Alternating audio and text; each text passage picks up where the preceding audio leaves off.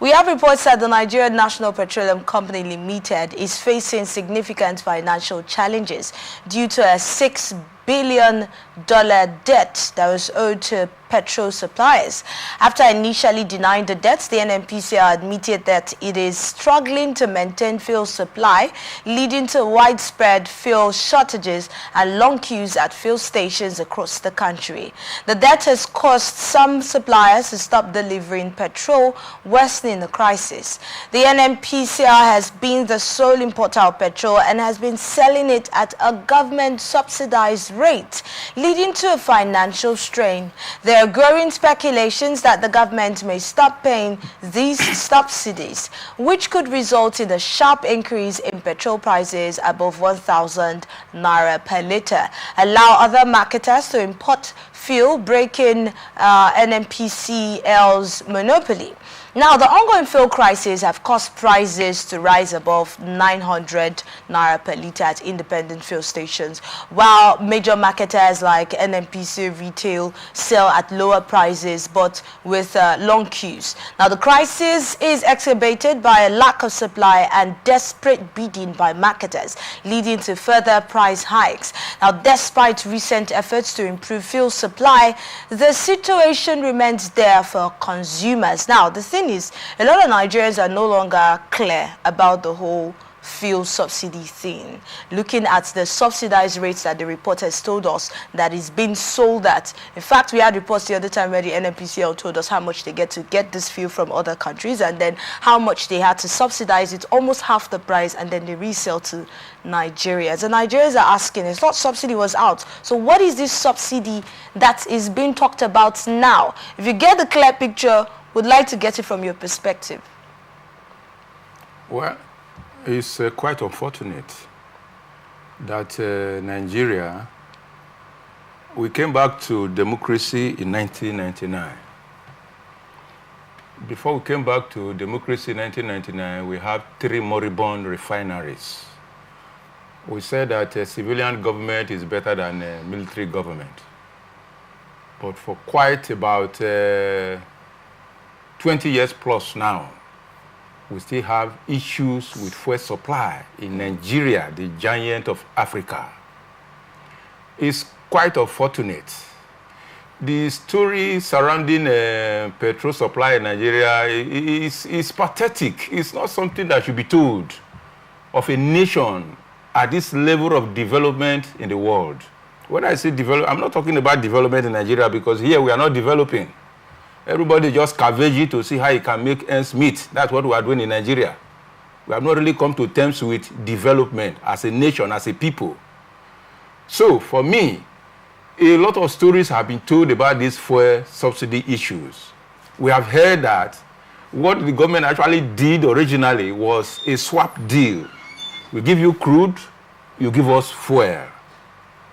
So how come government is paying billions of dollars in such kind of a deal? Then now, suddenly, Tinubu came and said, well, subsidy is gone. And as of today, yesterday, there are some filling stations in Port Harcourt right now that are selling above 1,000 naira. The one very close to me there, I bought fuel a few days ago, 995 naira per litre of fuel. So when you talk about subsidy, it's unfortunate that Nigerians, we are so educated. In America, Nigerians reign supreme in terms of education. In America, they say, oh, Nigerians who are in America, they have about 60% of literate Nigerians in America, graduates, educated people. But back home, we have professors, we have PhD holders. But look at the way we are running a society, running a country in the 21st century. So for me, it's very, very sad. If you say you have removed fuel subsidy or you are still subsidizing fuel, how much, now that we are paying 1,000 naira per litre, how much are you importing the fuel?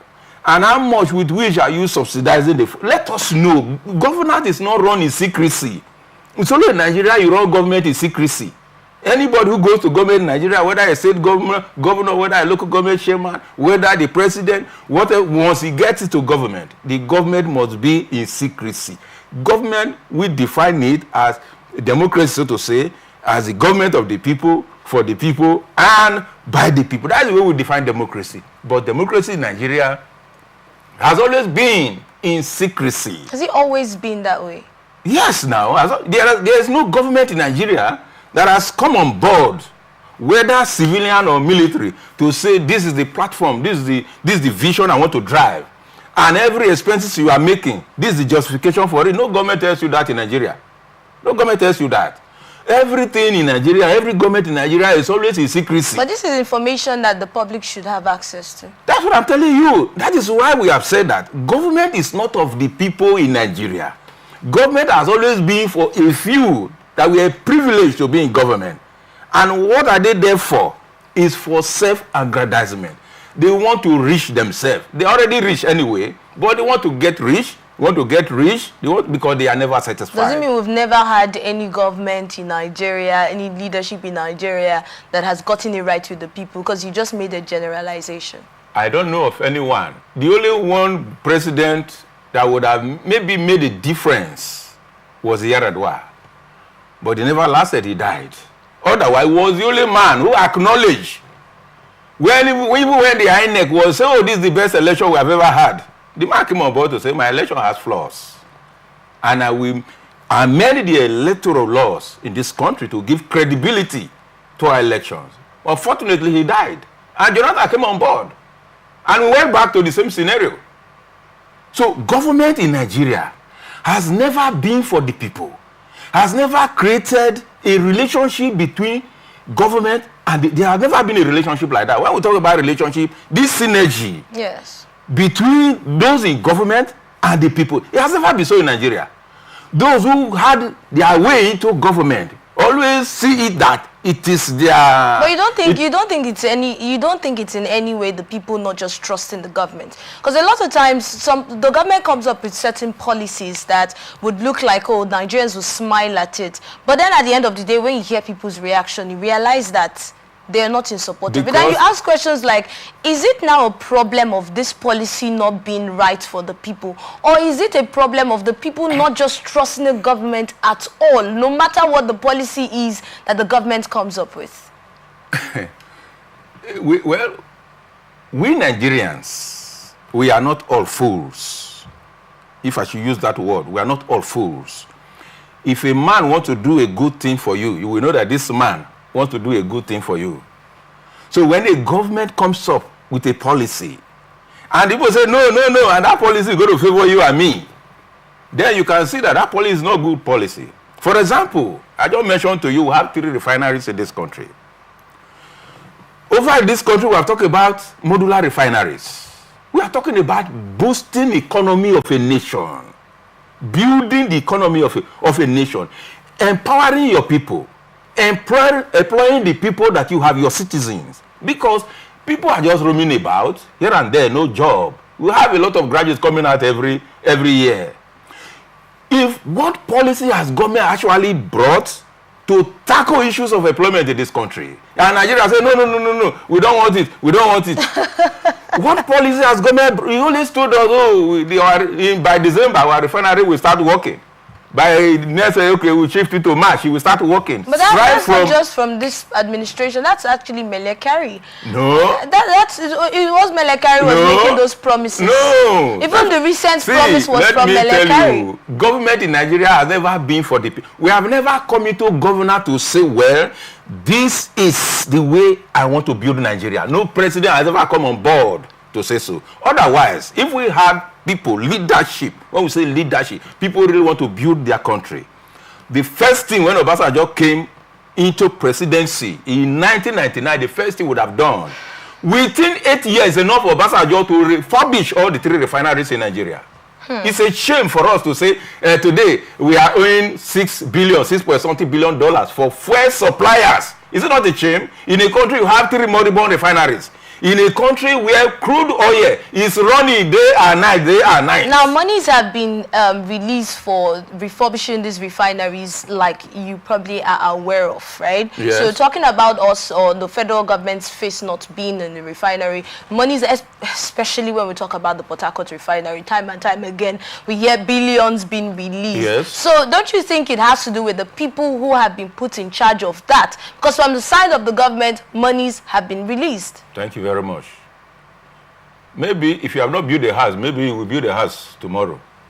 But this is not about me. No, I'm coming. No, it's not about me. So no, we're talking I know. Exactly. I'm refer it there. Yes, thank you very much. I agree with you, but what I'm going to say, I'm going to create a scenario for you. With me? Yeah. Not with me? No, just a minute. Go Just listen to me. Go on, please. What I want to say here is that when I say maybe you will build a house tomorrow, you will hire a contractor. The way you hire the contractor will tell you to build this your house. You require about 10 million. And you say, okay, contractor, that's good. I trust you will do a good job for me. Say, Frank, okay, here's 10 million for you. Build the house for me. After about 1 year, 2 years, you are not seeing the contractor, you are not seeing your house. I'm sure you're going to clap hand for that your contractor. That is the scenario of Nigeria. So as far as the people we are concerned, the failure of refineries working in Nigeria is a collaboration between the people in government and the so-called people who are operating it. And that's just the truth. These refineries that are not working, I'm sure you are aware that the 3 refineries, they pay salary every month. That's one big question we have been asking. They pay salary every month. They are not working. So it tells you the nature of your society, that the kind of society you have. We are a very primitive people, I must tell you. Nigerians are very primitive people. Primitivity is not only when you drive big cars and you build some bogus houses there, you say you are open. You are timid. The last time so what we are saying here, for a people who are civilized, must think of how do we build our country. Is it not a shame that we are importing, we send crude abroad, and we go to one small country like Malta to go and buy petroleum product, fuel. Yet we have, it's a shame for me. It's not something we should come on public space to come and discuss about, because we have leaders who are no leaders. People should be farming, weeding farm. They are presidents and governors in Nigeria. People should be weeding farms. So that is the irony that we have as a country. Otherwise, this story is a mess. It's a mess. You understand? Because we do not have people who want to build a country. So we can rigmarole with this kind of story from year to year. So let's look at the way forward. Yes, because year to year, just like you stated, fuel queues, scarcity of fuel, and then you hear the government saying, oh, don't panic buy, Nigerians don't panic buy, and even Nigerians who will panic buy, that is another risk for families at that moment. So what do you think can be done moving forward? Let's start with the refineries, because I know you channel it back to the refineries. But then with the refineries not being functional, and especially the amounts that is still going down in paying workers. The last time we heard from the Warri refinery workers, they were telling us how, that's the contract staff now. They were telling us how the government has promised to employ them, but has refused. That the new people they always employ, each time they employ, the contract staff, are the ones who get to train these guys. Yes. And then you don't get to employ them. Yes. So what are they training them? What's going on there? If we say this refinery is not producing, then what is this training they are talking about? What is this job they're talking about? Who are these people that are being recruited? Who are these people that are being paid that we're talking about? So let's talk about the way forward now. What do you think we should do? Fund the refineries, fund refurbishing the refineries. We have done that, but we're still where we are. There is nothing you tell Nigerian government that listens to you. Nigerians don't listen. Nigerians are very hard people. They are difficult people. Once they take their decision, they take their decision. That is the way we live in Nigeria. We are not leaders, and we are not listeners. In a country where you don't punish crime, you cannot solve problem in that country. All over the world, the country that develops are country that punish crime. In Nigeria, you cannot punish crime when it involves the poor. In Nigeria, you punish crime when it involves the poor.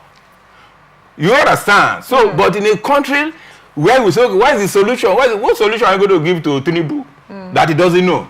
Okay. Which solution are you going to give to Mele Kyari that he doesn't know? Is it me now that will tell Tinubu to say, okay, do like this, do like this? There will be fuel in Nigeria. And Tinubu will take it. What am I going to tell Mele Kyari? Okay, do like this, and there will be surplusity of oil in Nigeria. And Mele Kyari was, okay, this young man has told me something. It's meaningless. Because they know what they are doing.